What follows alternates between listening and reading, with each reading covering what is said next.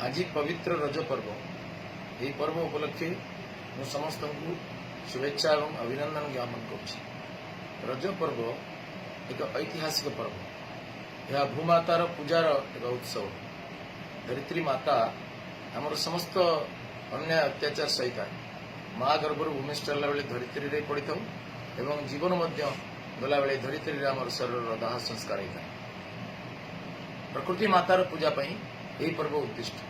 प्रकृतिर शांति कोमलता या सुरक्षा देवाई आज समस्ते चेष्टा करते। तीन दिन धरी प्रकृतिर स्थिरता को नष्ट न करने सर्वांतकरण उद्यम करें मैंने माँ पेटर अंजलि भरी ये सृष्टि और समाज निकट ऋण नहीं नदी जल नहीं गचर फल नहीं माटी को कर्षण करचु सारा प्रकृति को विदीर्ण करके आम जीवन जमी गढ़ी उठी।